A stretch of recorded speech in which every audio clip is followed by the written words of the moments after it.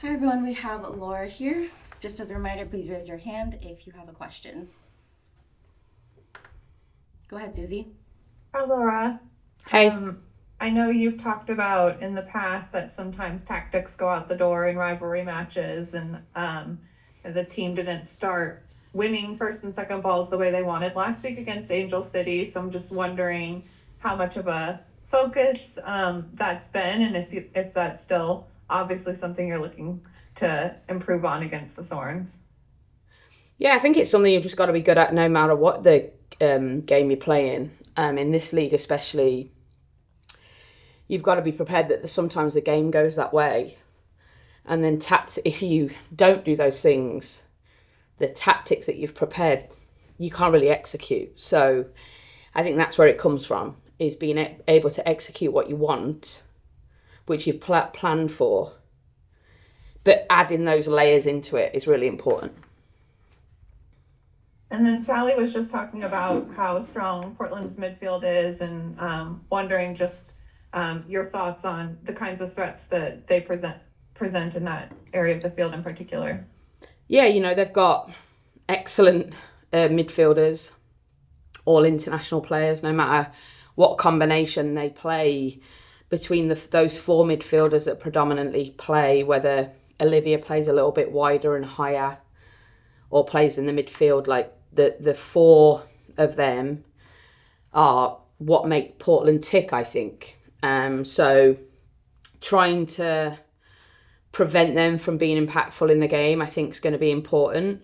And knowing that if we can do that and limit their opportunities to dictate the game, we might be able to control the game with a bit of momentum is definitely part of the conversations we've been having. Thank you, Jeff. Building on your momentum comment right there, the atmosphere's near sellout, was what I understand. It's also supposed to be in the 90s and humid at kickoff tomorrow. Of course. How important will that early momentum be in a match like that, given the atmosphere and the opportunity to maybe take some of that crowd out of that? Yeah, that's exactly it, really. I mean, to be fair to them, I feel like their crowd sticks with them the majority of the game, no matter what happens.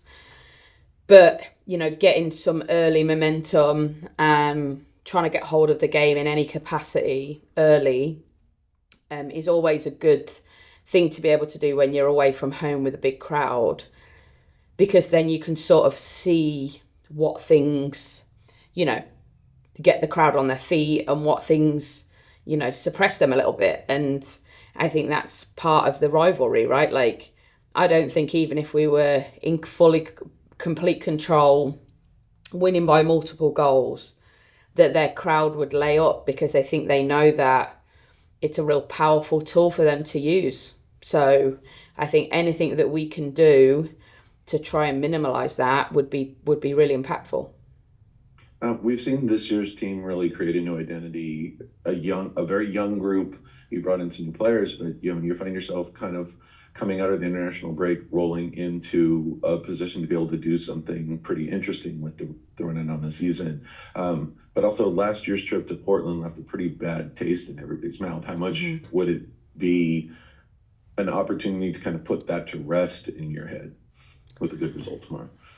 A little bit, yeah. I mean, we haven't really spoken about it, to be honest, but yeah, I mean, same. Last year's game, for multiple reasons, left a bad taste in the mouth. Again, I felt we had a lot of momentum in that game and a lot of control in moments, and we were really in it until the penalty was given, and then the game just got away from us. And I think that was a lesson for us of, it's really important that in those moments when you have momentum, that you get something out of that. You've got to score in those moments to really put the opponent under the pressure that you want. And if you don't do that, you can get punished, which was exactly what happened last year.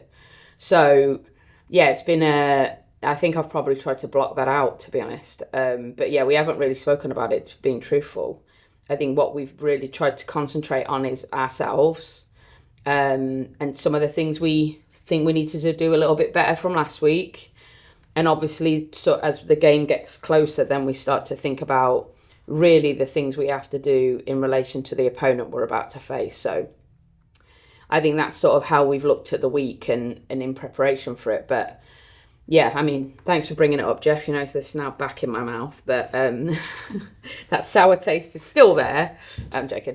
But yeah, you know, obviously you don't ever want to lose to that in that fashion ever. But losing down there that way is obviously always something that will sit with you in some capacity, even if you try and block it out as much as I've tried.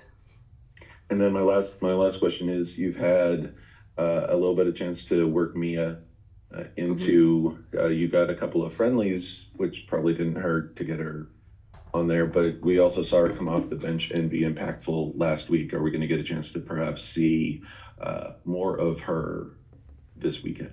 Yeah, I mean, she was cleared for more minutes than she got last week, to be fair, but I thought the players that were on the field were executing really well in the second half. And, you know, that's the journey Mia's on. I think she's done brilliantly so far.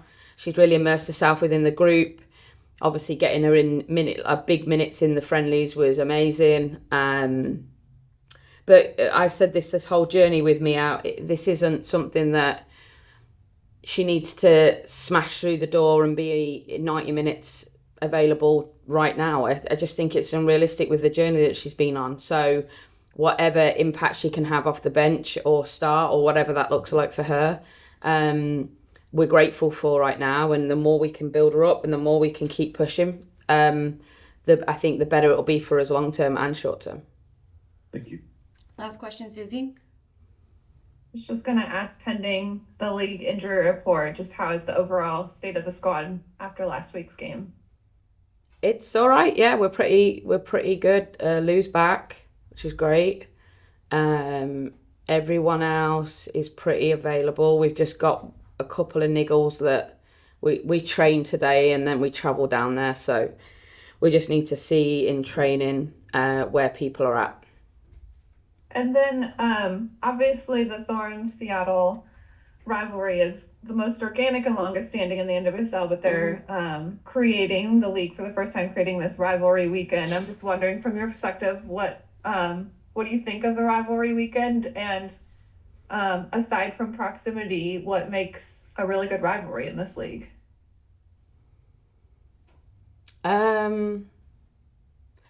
Yeah, I think it's a shame we haven't highlighted this one more before, if I'm honest. I think it's great. I love Rivalry Weekend. I think it's amazing. I think fans love it. I think everyone gets engaged in it. This one's been here for 13 years. I just don't think we've highlighted it enough. It's the biggest one. There's no doubt about it. It's the most organic. It's the most historical. I'm glad that we are doing it. I'm not sure all of them are true rivalries. But I do think that LA, San Diego sits in that mold. And, you know, in 13 years' time, I'm sure they're going to have a similar type of feeling that I'm sure Seattle and Portland do, where you just go on this real journey throughout the rivalry where, you know, I think in the early days of the Reign and Portland, we felt like the poor little sister up north, if I'm being honest.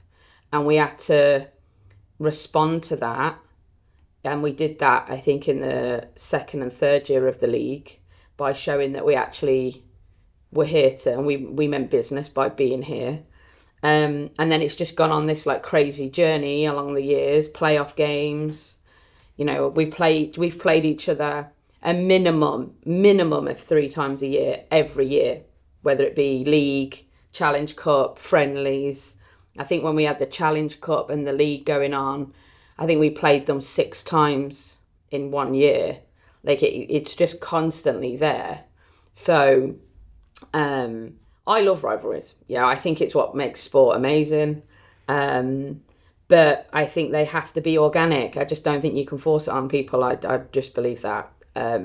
So, you know, if Gotham and DC have created some rivalry because, I don't know, their games are tight, okay. But there are true ones, and Seattle, Portland is one, and I think LA and San Diego is one too. That is it for this pre-match press conference. Thank you, Laura. Thank you, everybody. Thanks, guys.